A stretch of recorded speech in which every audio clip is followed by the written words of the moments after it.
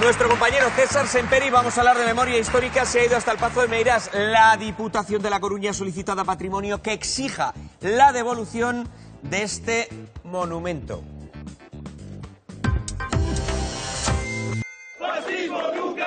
Una vieja disputa que ha vuelto a erizarse después de que tras la muerte de la hija del dictador apareciese este anuncio.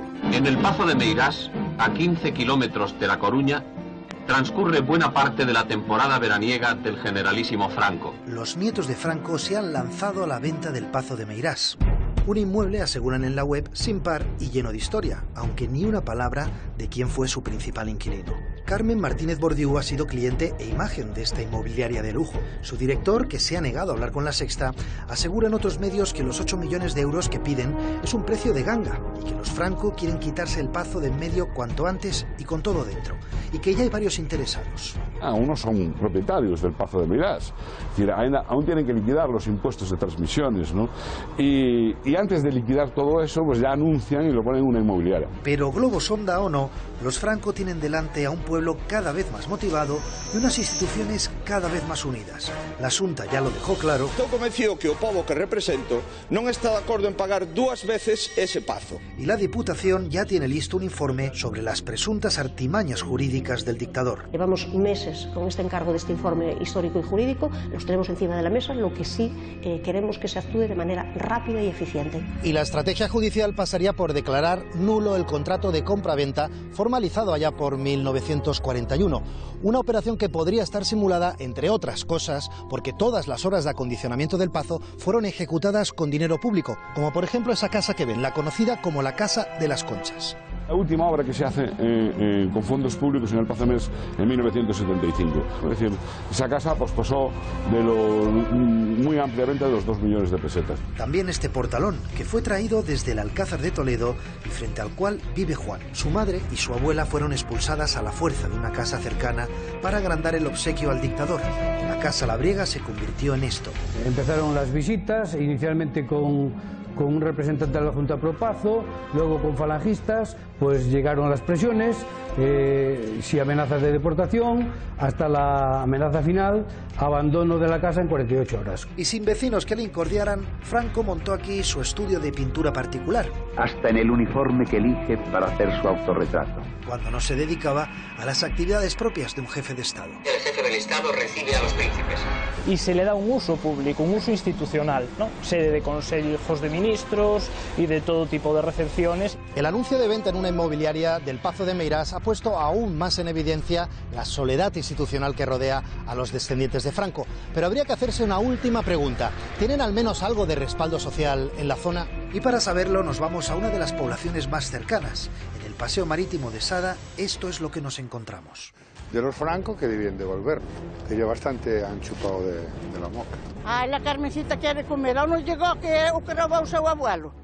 ¿Que quiere comer ella ahora? Sí, está claro, eso fue esquilmado al pueblo. Lo que es una vergüenza es que no se haya devuelto ya. Franco no tenía nada, Franco lo que tenía es cuando pasaba a levantar la mano y a tomar por saco. Tan solo en la Casa de la Cultura encontramos una conversación con opiniones de todos los palos. Si o colleron a forza.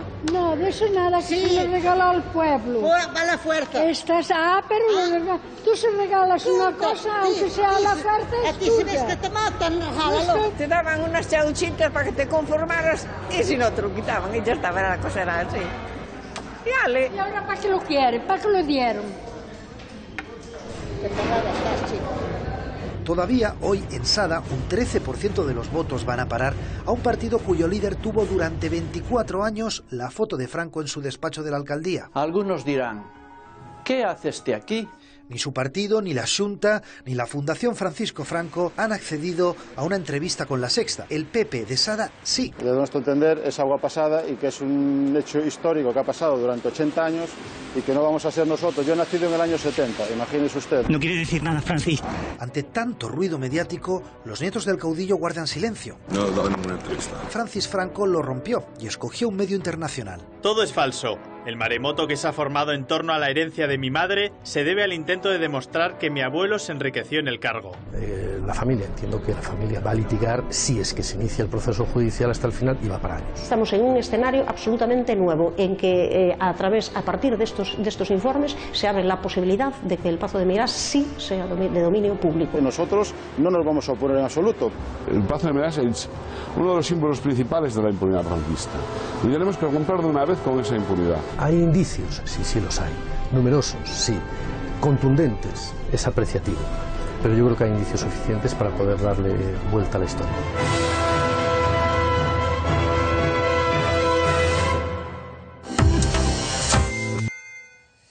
Antonio Maestre, buenas noches. Gracias por estar aquí. Elisa Beni, buenas noches. Violeta Santos, muchas gracias por estar en La Sexta Noche y por acompañarnos. Tatiana Díaz, compañera de La Sexta en Galicia, buenas noches. José Luis Roch, bienvenida. Ana Grau, bienvenida también. Tatiana, tú has estado dentro, has tenido la oportunidad de estar dentro del Pazo de Meirás. He podido estar dentro y La Sexta lo consiguió hace unos meses, precisamente cuando la Fundación Franco decidió tomar las riendas de las visitas, y la verdad es que nos sorprendió porque directamente llamamos a Fernández de la Mora, el ahora expresidente de la Fundación Franco, y nos dijo que bueno, que iba a hablar con la familia y que iba a pedir permiso, y la familia Franco nos dio permiso para entrar en el Pazo. Actualmente la familia Franco creo que quiere colocar el Pazo por en torno a los 8 millones de euros, y la Diputación de La Coruña lo que ha pedido a Patrimonio es que lo exija, que exija la devolución al pueblo, como muchas otras obras de arte, por cierto, que están en poder de la familia Franco todavía. Y la Diputación de A Coruña tiene un informe jurídico realizado por abogados y por historiadores, apoyado en el libro de Carlos Babío y de Manuel Fernández Lourenzo, que demostraría que la familia Franco no es dueña en estos momentos del Pazo de Meirás, por una razón muy sencilla, porque en el 38 lo que se firmó fue una donación al jefe de Estado. Lo decía muy clarito el gobernador de A Coruña en un telegrama que le mandó a Serrano Súñer, al yerno de Franco. Entonces, ¿qué pasa? Que por la ley de patrimonio que el mismo Franco firmó en el 40, cualquier bien donado al jefe de Estado para que realizase sus funciones como por ejemplo consejos de ministros, que se han celebrado muchos, hasta 30 en el Pazo, pues eso sería de patrimonio, no del caudillo. Violeta, fíjate, hemos conocido cómo se ha dedicado por parte del gobierno una partida de dinero destinada a recuperar cadáveres de españoles que hicieron la guerra con los nazis en la División Azul. Una cantidad de dinero para recuperar los cadáveres y traerlos aquí. Las víctimas del franquismo lo que piden es algo parecido, es decir, que también se destine una partida de dinero para poder recuperar de cunetas y de fosas comunes los cadáveres, que no están en Rusia, que están en España. Efectivamente, una de las cosas que más nos duele, y en este caso es muy llamativo porque yo no me había enterado de esta noticia hasta ayer, que me llama mi tía abuela con más de 90 años, indignadísima porque acaba de descubrir en un programa que se están repatriando cadáveres de la División Azul de Rusia, y para ellos hay dinero, pero para nosotros no. Parece ser que en este país todo está destinado a cerrar las heridas de un bando, pero no las heridas del otro. Las heridas del otro tienen que seguir abiertas. Es lo que más rabia nos da. O sea, para unos sí, para otros no, y además de escondidas. O sea, todo de tapadillo para que la opinión pública no se entere de todo esto.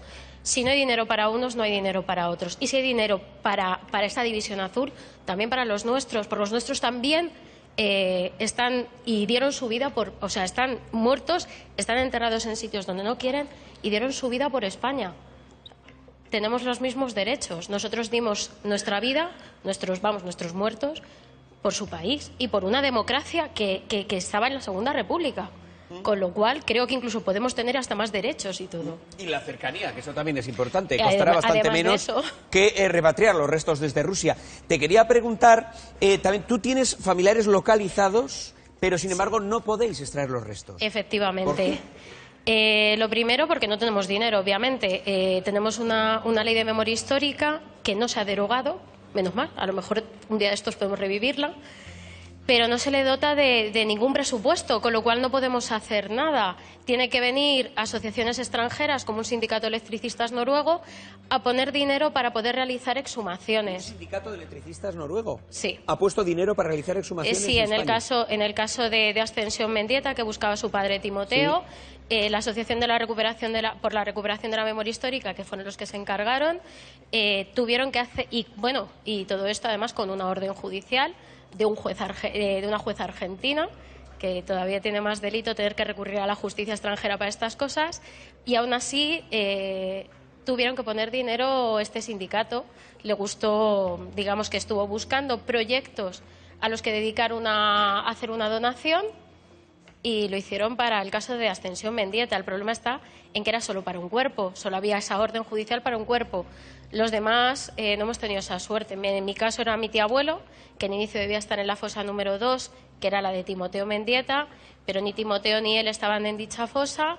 Ascensión, debido a que realizó este proceso judicial, pudo seguir el proceso, y los demás, por desgracia, o recurrimos a justicias extranjeras, que dado el dinero que tenemos, pues es bastante improbable, o nos quedamos sin poder recuperar los restos de nuestros familiares y enterrarlos donde realmente queremos. Sin embargo, el Gobierno de España dedica dinero a la repatriación de militares españoles que hicieron la guerra junto a Hitler.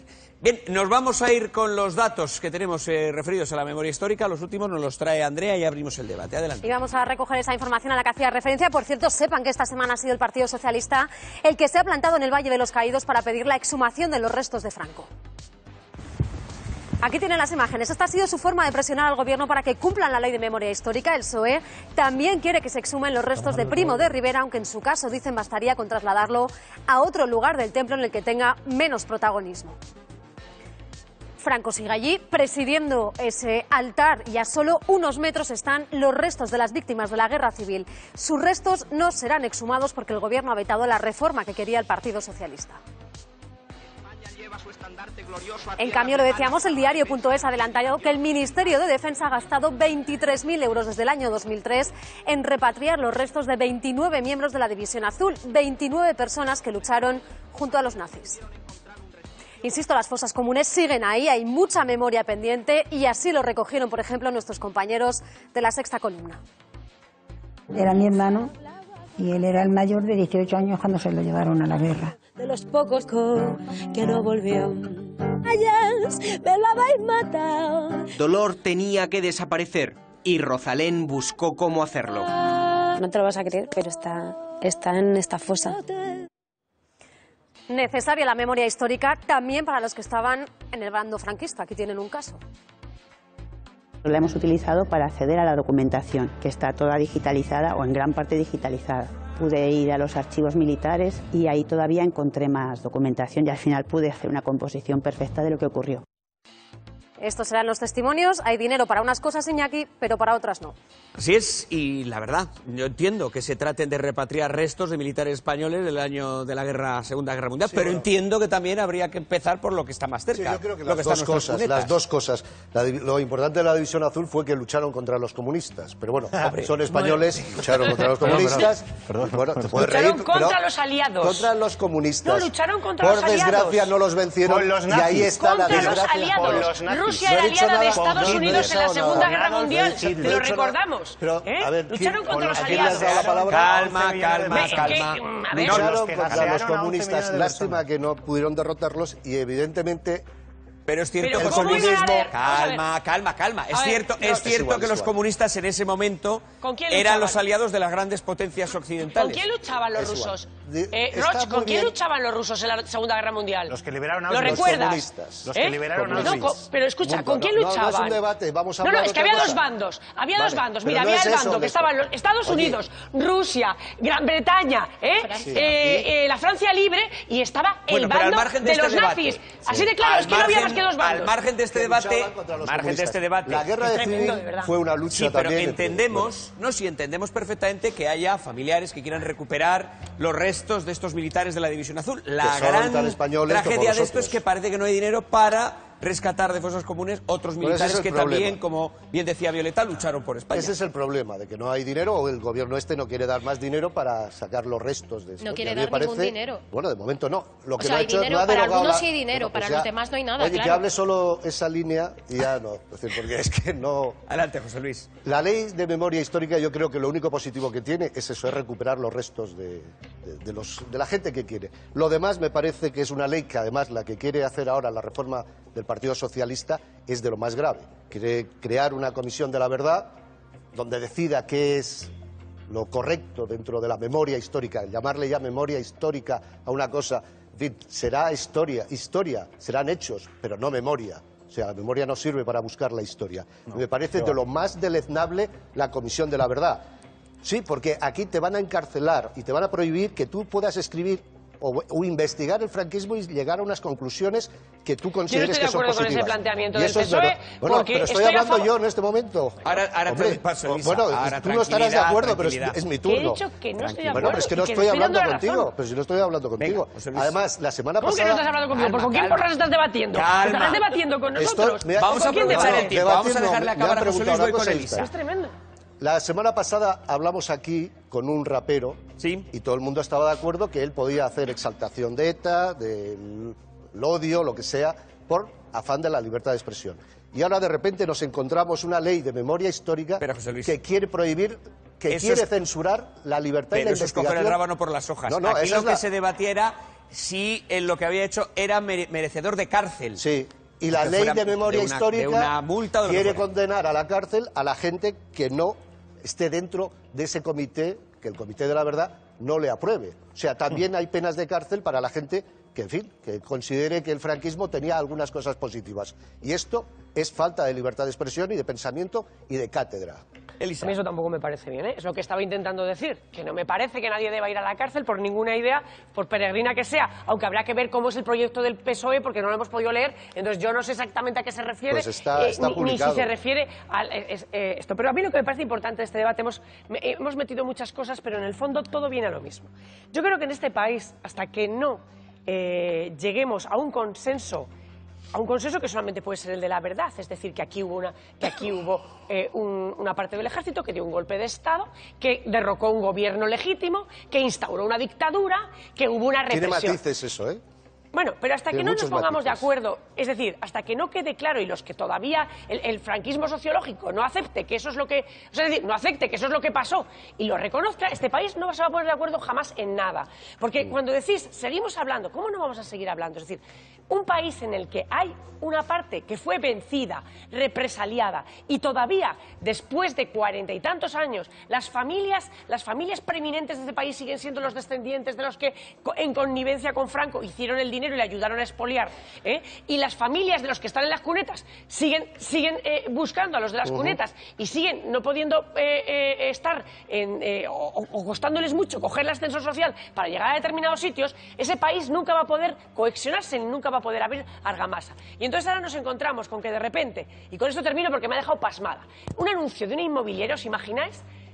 Un anuncio de venga usted y compre el nido del águila para sus vacaciones y que saliera un vídeo de Hitler desayunando en el vídeo del águila. Es decir, es que hay un nodo en el que sale Franco desayunando en el Pazo de Meirás, leyendo el periódico tranquilamente en la biblioteca, que se utiliza para buscar compradores. Pero eso es culpa de la familia, no es culpa de la agencia. A ver, pero en general, ¿en qué país se consentiría? ¿En qué país se consentiría que el dictador esté paseándose traducido al inglés en una inmobiliaria para que alguien compre ese bien? Y por cierto, me parece muy bien lo del estudio de la Diputación, porque aunque no consigan o el pleito sea largo, lo cierto es que ningún comprador con dos dedos de frente va a invertir 8 millones de euros en un bien cuya titularidad está en cuestión. Y por lo tanto, pues mira, yo creo que los francos lo que están dejando caer es cuánto les tendría que pagar las arcas públicas para soltar el Pazo. Ana. A ver, yo, volviendo a lo que planteaba Violeta, yo entiendo el paralelismo emocional y creo que es muy comprensible lo que tú has planteado. Lo que pasa es que si nos atenemos a los hechos históricos, no es tan paralelo como parece, porque, por ejemplo, a la muerte de Stalin, el Estado franquista suscribió un acuerdo con la Unión Soviética para repatriar, y estamos hablando entonces de personas vivas, no muertas, no solo a los presos de la División Azul en el Gulag, también a presos rojos, digamos, a personas, digamos, incluso, por ejemplo, pilotos republicanos, combatientes, que al final de la guerra les había pillado en Moscú, que por razones muy largas de explicar acabaron en el Gulag, donde recaló incluso Valentín González, el campesino, y se los trajeron a todos. en el Semiramis, por ejemplo, en varias expediciones, no hicieron distingo. Entonces yo creo que en este momento siempre todo lo que ocurre es que hablamos de 29 divisionarios azules contra lo otro, y además, claro, repatriar gente en el extranjero, digamos, parece que no hay lío, y en cambio lo de las cunetas es una herida candente que nadie quiere entrar. O sea, pero yo creo que el paralelismo es más emocional que político o real. Por último, me interesa mucho una cosa que es un corolario de lo que comentaba Elisa. Yo creo que el franquismo sociológico está en alza, eso está clarísimo, y creo que es uno de los efectos colaterales de una ley de la memoria histórica mal planteada. Por ejemplo, yo no entiendo lo del Pazo de Meirás, de verdad, yo no entiendo que no haya manera de expropiarlo. Y de hecho una idea creativa que se me ocurre, en la línea de lo que tú decías de la cosa inmobiliaria, igual que el empresario Tacho Benet ha hecho la butade divertida de comprar por 80.000 euros la obra retirada de Arco de Santiago Sierra y llevarla al museo donde se fueron las obras de Jena, pues no sé, a lo mejor hay algún millonario divertido con sentido del humor para comprar el Pazo de Meirás o devolverlo al pueblo o darle un uso divertido. Es que no se me ocurre otra solución, pero yo no entiendo, y por culpa de este alza del franquismo sociológico existe esta, para mí, inexplicable impunidad y afrenta al pueblo del Pazo de Meirás. Va a responder Violeta, luego me voy con Antonio Maestre. Yo dos cositas, os estoy oyendo, os estoy escuchando con bastante atención. En realidad, este acuerdo de repatriar a la División Azul se volvió a firmar con el gobierno del PP, cosa que no entiendo. Con lo cual, pues bueno, no es una cosa que venga desde Stalin, desde que se muere Stalin, no, es que se ha vuelto a firmar. Digo que viene de Franco. Sí, pero bueno, me refiero. Ocurre a la muerte de Stalin, sí, pero me refiero, se vuelve a firmar. Posteriormente, una vez que se ha dejado de dar dinero a la ley de memoria histórica. Y otra cosa, en cuanto al Pazo de Meirás, lo que me parece increíble es que en un país democrático algo que supuestamente forma parte del patrimonio nacional haya seguido todavía en manos de la familia Franco. ¿Cómo lo hemos permitido? ¿Cómo somos capaces? ¿Cómo las autoridades lo permiten? ¿Cómo nos expropia aquí ahora y ya? No, pero se tendría que haber hecho mucho antes y sin embargo no lo hemos hecho. Ese es el problema. ¿Por qué las autoridades no lo han permitido? Independientemente del debate jurídico, que eso es una cuestión que no voy a plantear porque yo niego cualquier legitimidad a todo lo que sale emanado del franquismo, o sea, se la niego, igual que hicieron y ocurrió, por ejemplo, en los procesos de Auschwitz con el fiscal Friedbauer, que salió de esos procesos, salió negar toda legitimidad a cualquier ley emanada del nazismo, cualquiera. Entonces, ¿qué ocurre? ¿Por qué el Partido Popular siente esta simpatía con los que lucharon con Hitler, con los que crearon, con los que hicieron Auschwitz, con los que mataron a 11 millones de personas? Porque están directamente vinculadas el nazismo y el franquismo, de los que salen los padres y familiares de los que han venido gobernando y los que gobiernan. Y voy a poner ejemplos, que esto no es así. En el año 38 se firmó un convenio entre el nazismo y el franquismo para extraditar presos políticos entre ellos. Ahí acabaron muchos, que los que llevo aquí, este simbolito no significa nada, no es cualquier cosa. Este es el símbolo, este triángulo es el que llevaban los presos políticos en los campos de concentración nazis. Los presos políticos llevaban este triangulito, ese es el símbolo de ordenación. Y esto, la vinculación entre el nazismo y el franquismo fue tan clara que hasta Paul Windsor era el jefe de la Gestapo en España, era el que instruyó a la Brigada Política Social en España, la instruyó, los nazis lo instruyeron. Pero además voy a dar una solución creativa a todos estos políticos que no saben qué hacer para conseguir dinero, para repatriar o para sacar de las cunetas a los cadáveres y para indemnizar a las familias. Porque el Partido Socialista es hipócrita en este sentido. Es hipócrita en este sentido. Porque durante muchísimo tiempo, cuando gobernaban y tenían la capacidad para establecer indemnizaciones, se negó. Y voy a citar literalmente lo que dijo Jesús Caldera en el año 94 cuando hubo una propuesta de Esquerra Republicana para dar, indemnizar y devolver los bienes incautados. Y dijo que supondría una onerosísima carga para el Estado. Lo dijo Jesús Caldera. Y yo voy a poner un ejemplo de lo que hay que hacer. Es esa carga que sería para el Estado, dársela o ponérsela encima de los empresarios que se lucraron durante el franquismo y hoy en día siguen viviendo de todo ese dinero, como hizo en Alemania la Fundación Memoria, Responsabilidad y Futuro, que hizo que todas las empresas que durante el nazismo tuvieron responsabilidad indemnizaran con más de 4.000 millones de euros a las víctimas. Y voy a poner ejemplos de estas empresas, para que vean que no. OHL, Acciona, Dragados y Construcciones, Iberdrola, Gas Natural Fenosa, todas esas empresas que hoy están en el IBEX 35 se lucraron durante el franquismo mediante la represión directa. Tengo que acabar con Tatiana. Que sean ellos los que indemnicen a las víctimas. Ellos. Calma. Para acabar con Tatiana, ¿qué próximos movimientos va a haber? Bueno, pues ahora la Diputación de A Coruña quiere que pues la Xunta de Galicia, por ejemplo, denuncie a la familia Franco y que la familia Franco, evidentemente, por ley, pues devuelva ese Pazo de Meirás, a ver si lo consiguen, y que luego Patrimonio lo reclame por vía administrativa. Hay que convertir la casa a la antigua propietaria, Emilia Pardo Bazán, convertirla en casa museo de ella, porque además fue una gran escritora y una mujer que defendió los derechos de la mujer, etcétera, etcétera. Me parecería lo más justo, porque eso, como decías tú, esa casa era para el jefe de Estado, no para la familia. Bueno, tenemos que marcharnos ya, lo vamos a hacer.